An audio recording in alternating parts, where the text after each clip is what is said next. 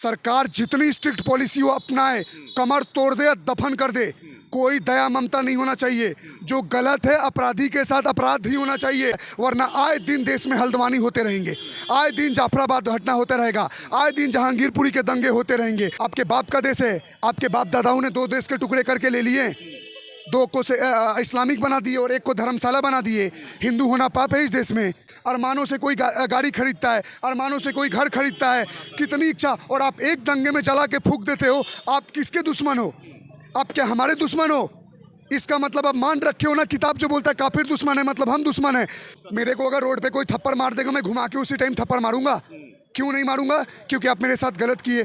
आप सरकारी प्रॉपर्टी को जला देते हो, आप हर चीज़ को तोड़फोड़ कर देते हो जैसे आपके बाप दादा की जागीर है। हाँ, आप क्या समझते हो?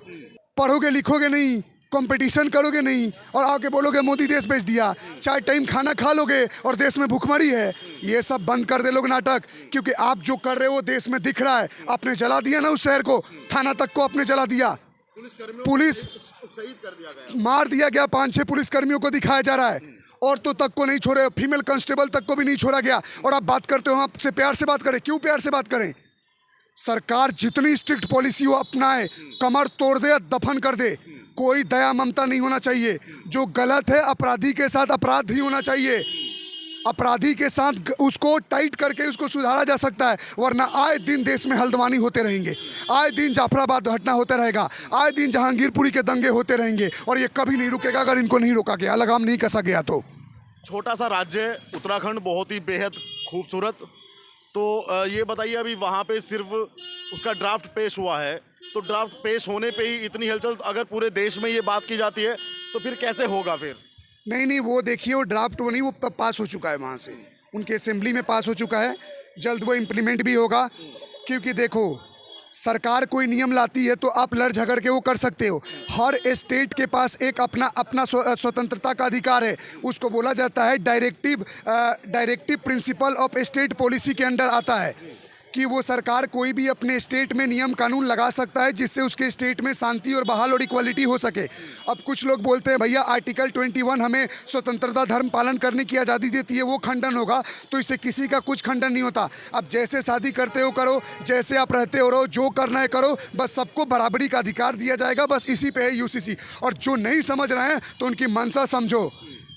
आबादी बढ़ाकर, और ये देश में क्या अब धर्मशाला है, सब कब्जा करना चाहते हो तो अब तोड़े जाओगे। सरकार स्ट्रिक्ट पॉलिसी निकाले और इनको कानून टाइट करके इनको रखे। और जो लोग इलीगल ज़मीन पे कब्जा कर रहे हैं और सरकार हटाने जा रही है, तोड़ फोड़ कर रहे हैं, लोगों को मार रहे हैं, उनको गोली से मार के उड़ा दे या उनको आजीवन कारावास में डाल दे। सीधा मैं बोलूँगा, जो भीड़ तंत्र का इस्तेमाल करेगा उसके लिए स्ट्रिक्ट सरकार एक्शन बिल्कुल। क्यों? मेरे को अगर रोड पे कोई थप्पड़ मार देगा, मैं घुमा के उसी टाइम थप्पड़ मारूंगा। क्यों नहीं मारूंगा? क्योंकि आप मेरे साथ गलत किए। आप सरकारी प्रॉपर्टी को जला देते हो, आप हर चीज़ को तोड़फोड़ कर देते हो जैसे आपके बाप दादा की जागीर है। हाँ, आप क्या समझते हो?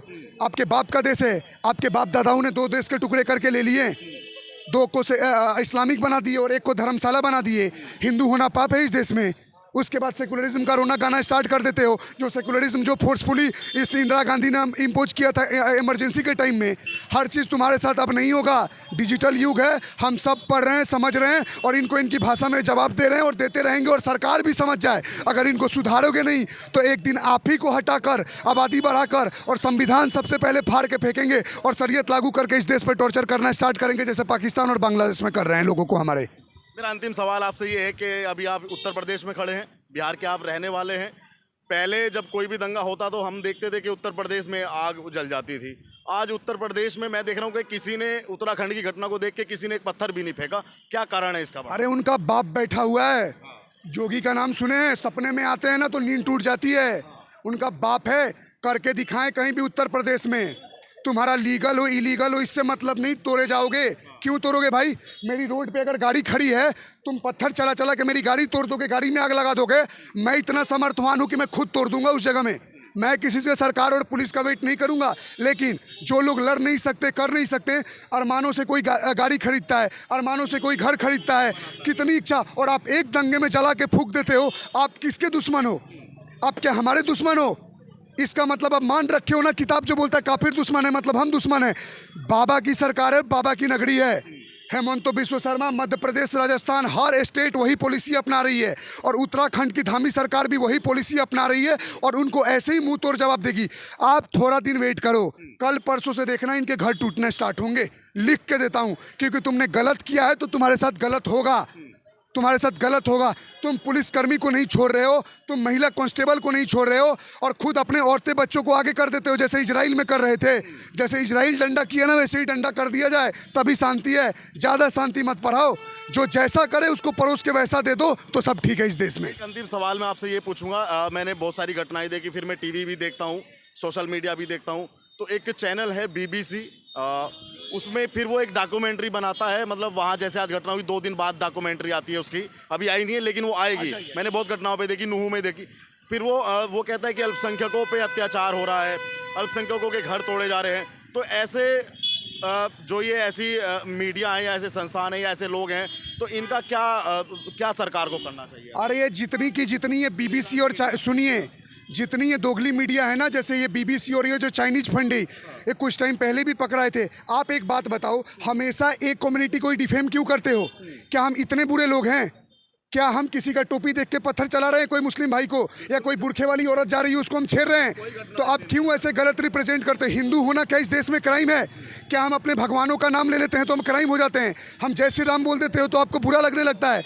जितनी ये यूरोपियन और वेस्टर्न मीडिया है ना, वो सिर्फ भारत की कमी दिखाता है, कभी भी अप्रिशिएट नहीं करता है। वहाँ पे इंग्लैंड में इनका ऋषि सोनक के सरकार में अप्रिशिएट किया जा रहा था राम मंदिर के बनने पे, और यहाँ लोग जो एक फूटी कोरी नहीं दिए हैं, एक चंदा नहीं दिए हैं, जो राम के अस्तित्व पे सवाल उठ रहे थे, वो छाती फाड़ रहे। तो तुम्हारा क्या लेना था ना? मैं अगर चंदा दिया, मैं पर्ची लेकर घूम रहा हूँ, तुम बोलते हो डेवलपमेंट क्या होगा, तो जाओ देख के आ जाओ, पूरे शहर का डेवलपमेंट हो रहा है। मैं बोलता हूँ आपको किसी मंदिर से क्या लेना देना जब आपने 1 रुपया नहीं दिया। हमने दिया, हमें फर्क नहीं पड़ता। आप नहीं दिया, आप काम करो। आप ये सोचो मंदिर बना नहीं। अगर बीजेपी का धर्म की राजनीति कर रहे हैं तो तुमने तो बड़ा न्यूयॉर्क और लॉस एंजलिस बना दिया है भारत को। पागल बनाना बंद करो। हमारा वोट, आपका वोट अलग अलग, आपको जिसको मन हो दो, हमारा जिसको मन होगा देगा। ये कोई नहीं बदल सकता। हमारा अपना ऑफिशियल राइट है ना, हम जहाँ जाके देंगे और हम लाएंगे। हमारा मन है कि अगर हम बीजेपी को वोट देते तो खुल के बोलता हूँ, डंके की चोट पे बोलता हूँ, मैं उस पार्टी को वोट दूंगा। आपको नहीं देना है, मत दो।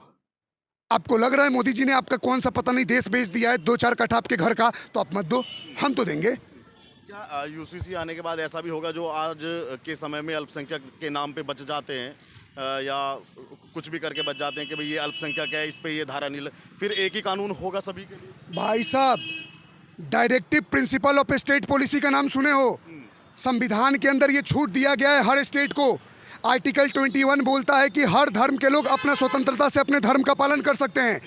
उसके रेफरेंस में directive principle of state policy के अंदर ये होता है कि कोई भी स्टेट अपने स्टेट में शांति बनाए रखने के लिए, बराबरी का अधिकार देने के लिए अपना नियम कानून खुद पास कर सकता है लॉ, तो वो कर रहा है। और UCC सिर्फ वहाँ ही क्यों, UCC आने वाले टाइम में गुजरात में होगा, उत्तर प्रदेश में होगा, मध्य प्रदेश में होगा, राजस्थान में होगा, असम में होगा, सारे इन राज्यों में होगा। सिर्फ उन्हीं राज्यों में नहीं होगा जो लोग धर्म की राजनीति करते हैं, जो मुसलमानों का टेंडर ले रखे हैं कि वो लोग हम ही को वोट देंगे, उनको खुश करने के लिए।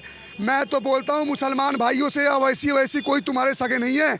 सबसे ज़्यादा योजनाओं का फायदा इनको मिलता है आज के रात में। क्या आवास योजना मिलता है तो सिर्फ हिंदुओं को मिलता है? मुसलमान, हाँ। क्या हॉस्पिटल में इलाज सिर्फ हिंदुओं का होता है? क्या कहीं रोड बनता है तो सिर्फ हिंदू चलता है? तो क्यों ये लोग धर्म की और जात की राजनीति कर रहा है? ये लोग कर रहा है। और देखो, आएंगे पता चल जाएगा 2024 में कौन आ रहा है, सीधी बात बता रहा हूँ। और बात रही UCC के कारण इन लोगों ने हंदेवानी चलाया है, और अभी 2 दिन बाद और दंगा करेंगे, लेकिन उनसे पहले बुलडोजर एक्शन चालू हो जाएगा, देख लेना आप।